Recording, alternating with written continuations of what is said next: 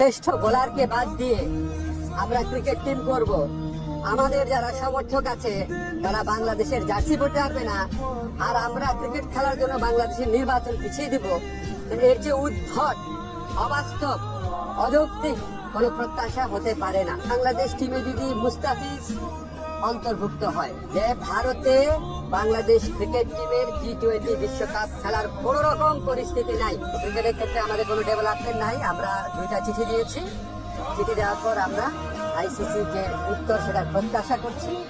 এর মধ্যে একটা জিনিস ঘটেছে আপনাদের আমার জানানো প্রয়োজন, সেটা হচ্ছে আইসিসির যে সিকিউরিটি টিম আছে, সিকিউরিটি দায়িত্বে যারা আছে, তারা একটা চিঠি দিয়েছে।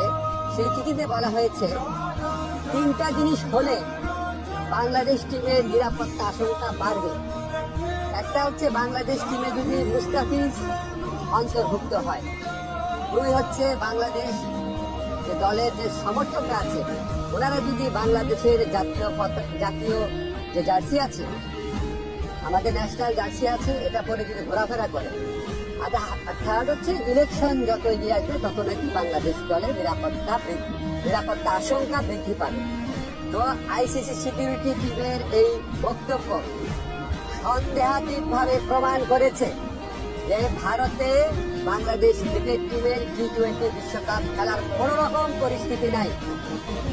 আইসিসি যদি আশা করে আমরা আমাদের শ্রেষ্ঠ বোলারকে বাদ দিয়ে আমরা ক্রিকেট টিম করব, আমাদের যারা সমর্থক আছে তারা বাংলাদেশের জার্সি পরতে পারবে না, আর আমরা ক্রিকেট খেলার জন্য বাংলাদেশের নির্বাচন পিছিয়ে দিব, এর যে উদ্ভট, অবাস্তব, অযৌক্তিক কোন প্রত্যাশা হতে পারে না। আমরা মনে করি ভারতে যে উগ্র সাম্প্রদায়িক পরিস্থিতি বিরাজ করছে এবং বাংলাদেশ বিদ্বেষী যে পরিবেশ বিরাজ করছে, বিশেষ করে গত 16 মাস ধরে বাংলাদেশ বিদ্বেষে যে অব্যাহত ক্যাম্পেইন চলেছে, এটার প্রেক্ষিতে বাংলাদেশের পক্ষে ভারতে ক্রিকেট খেলা অসম্ভব ব্যাপারে পরিণত হয়েছে। মুস্তাফিজের পর্ব এবং এরপরে আপনাদের যে চিঠির কথা বললাম সেটার মাধ্যমে এটা সন্দেহাতীতভাবে প্রমাণিত হয়েছে। আমরা মনে করি ক্রিকেট খেলার উপর কারো কোনো মনোপলি থাকা উচিত না। বাজার ব্যবস্থাপনার ভিত্তিতে একটা খেলার সম্পূর্ণ বা একটা টুর্নামেন্টের ভাগ্য নির্ধারিত হতে পারে না।